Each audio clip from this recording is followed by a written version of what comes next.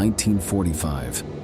World War II is ending, but for German women, the real hell is just beginning. As bombs have reduced the city to rubble, amid hunger, cold, and despair, a new form of horror is unleashed. The brutal mass rapes at the hands of the Red Army. More than 100,000 women suffered unimaginable abuse. No one was safe.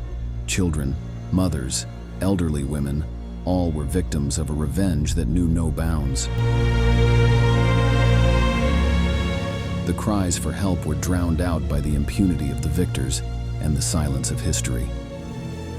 In this military history video, we will explore the harrowing stories of survival, humiliation, and resilience of those women trapped in Germany's Zero Hour. Let's begin.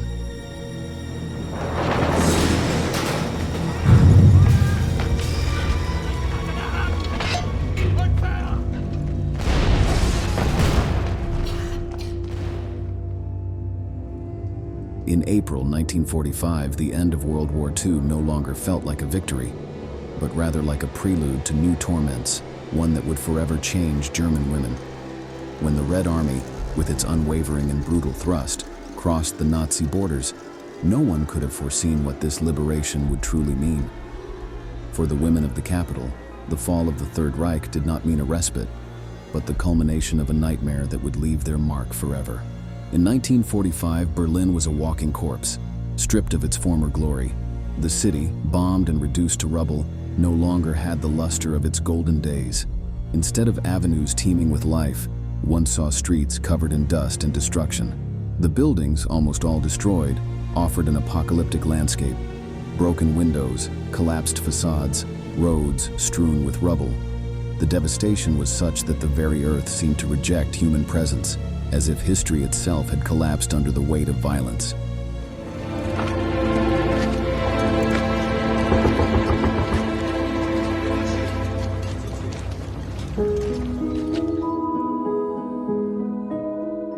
Days and nights became a constant struggle for survival. Hunger, thirst, and cold were no longer just inevitable, but also the main threats. At every corner, on every street, women moved with fearful steps, dragging what little remained of their lives. A blanket, a piece of bread, some torn garment that offered them some warmth. The men had been sent to the front or were prisoners of war.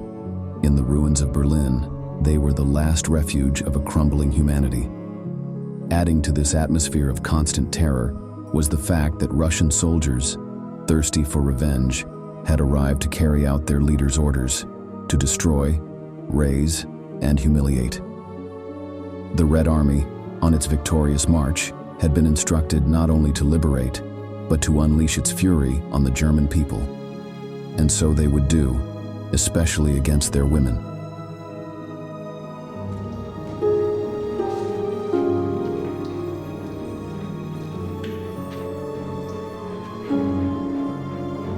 Guten Tag.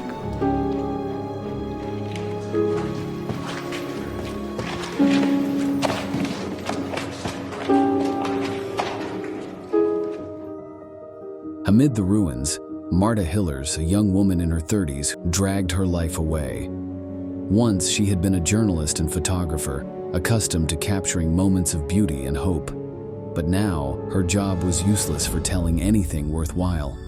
Now, her only story was suffering, pain, and humiliation. She lived in a nearly destroyed building, alongside other women who shared the same tragic fate. The Russian soldiers, still on their relentless march, entered the homes, looted what little remained, and in many cases without a word, began their carnage. In the darkness of the night, a soldier entered the young woman's room. His boots echoed like a death knell. The others were soon to arrive. That night, the young woman was raped repeatedly. The Russian soldiers took turns, as if dealing with a possession, a trophy. The fear was constant, palpable. Some women tried to flee, taking refuge in the rubble, but there was no escape.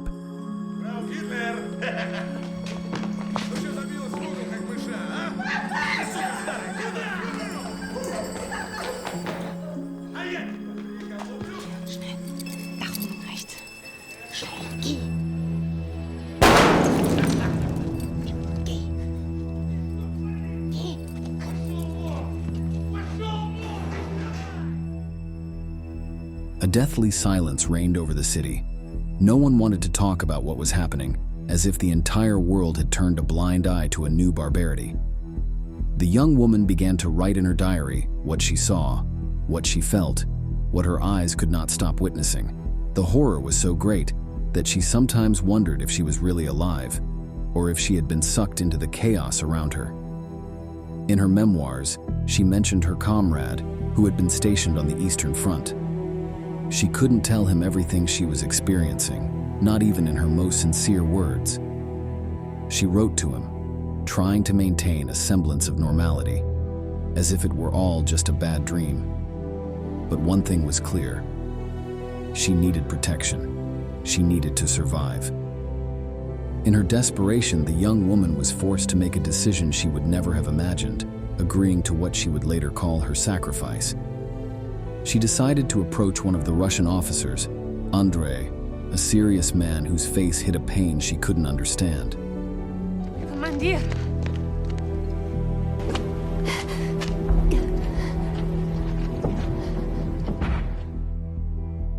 She offered to share her body with him in exchange for his protection, a bit of security, a modicum of hope. Her goal? To survive, no matter the personal cost. This was the only way she could find to preserve her life. As the days passed and Berlin fell completely, women remained the primary target of the Russian soldiers. But the violence was not only physical. Humiliation was an integral part of their suffering. German women were treated as objects, as spoils of war, regardless of their age or marital status. The city was a battlefield where, unlike men, young girls and elderly women did not die in combat, but continued to live, but without their dignity, without their humanity.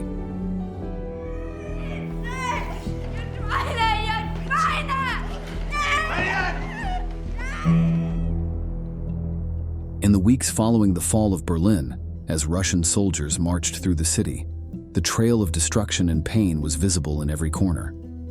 The women who managed to survive were marked not only by physical scars, but also by the emotional and psychological pain the acts of cruelty had left them with. The rapes were systematic. In every neighborhood, on every street, the same horror was repeated.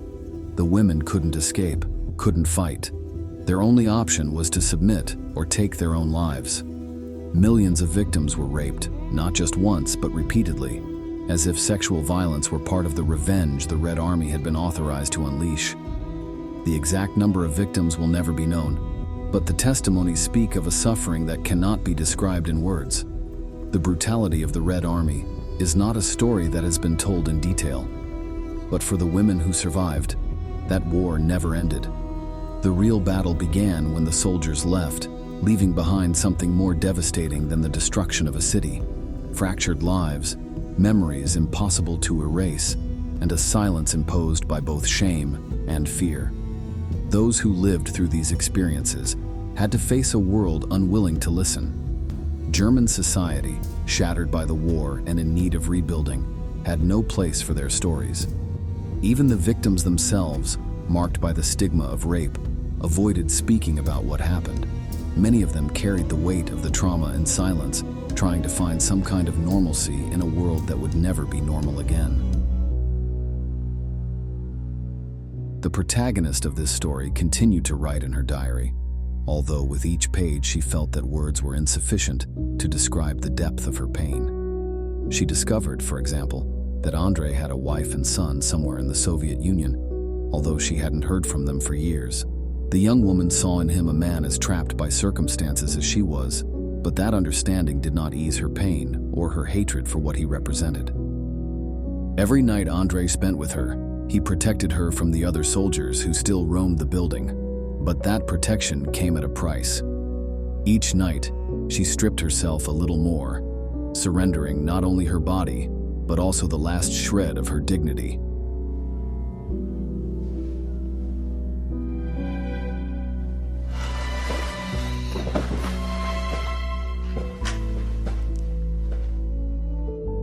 This violence against German women was not a series of isolated events, but a systematic practice that was part of the logic of war.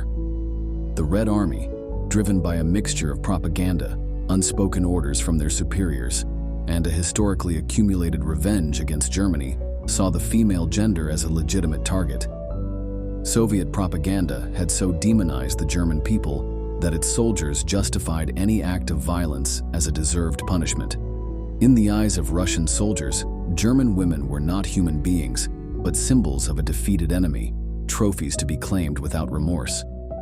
The suffering they endured was one of the many ways the war left its indelible mark on the lives of civilians, but their tragedy was especially cruel, because, even after the guns fell silent, society was unwilling to recognize them as victims. Among the victims, the most vulnerable were the youngest and the oldest. Girls as young as 12 or 13 and women over 70 were subjected to the same horrors as the adults. No one was safe. And although many survived, the emotional and physical consequences of this abuse left permanent scars. Marta Hillers wasn't the only one who decided to seek protection by surrendering to a Soviet officer. Many German women, aware that they could not escape rape, chose to seek a single soldier who could become their protector, a kind of temporary husband, to protect them from the rest. These women lived in a constant emotional contradiction. They needed their oppressors to survive. But this dynamic was not without risk. In many cases, the soldiers simply used them and then abandoned them, leaving them open to further attacks. In other cases, the men who initially showed themselves to be protective ended up being just as violent and abusive as the others. The line of consent became completely blurred, and women had no choice but to adapt to circumstances to survive another day. The protagonist of this story also feared becoming pregnant. Every day that passed was a reminder that her body no longer belonged to her, that even inside her might still be a vestige of the violence she had suffered. The prospect of raising a child born of assault was unbearable, but she knew she had no control over her own destiny. Beginning on May 8, 1945, the Red Army began to withdraw from Berlin, but the damage had been done. The city was destroyed by bombs, and the women who survived the horror of rape faced an uncertain future, marked by trauma and stigma.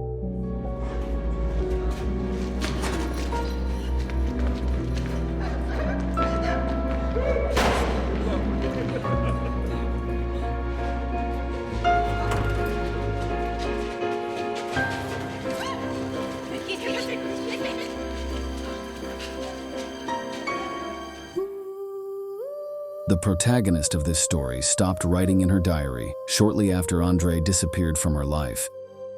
In her last entries, she spoke of him in an almost neutral tone, as if she had convinced herself that he was just another chapter in a life filled with suffering. But the words she didn't write, the silences between the lines, spoke louder than any words. For the women of Berlin, the end of the war did not mean the end of their ordeal. Their stories, long silenced, are a brutal reminder of how the violence of war does not discriminate, of how the true victors are always those who manage to survive, even if they do so carrying the weight of the unspeakable. Today, looking back, it's impossible not to wonder how these women managed to carry on. Their stories are as painful as they are necessary to tell. They are a testament to the cruelty of war and human resilience, but also a reminder that history, if left untold, risks repeating itself. However, German society, fresh from the abyss of the Nazi regime, was not ready to face another kind of monstrosity. History was built on other victims, other survivors, but never on them. And now, after learning this story of brutal rapes at the hands of Russian soldiers, it's time to say goodbye. Thank you so much for staying with us until the end. We look forward to seeing you in our next military history video.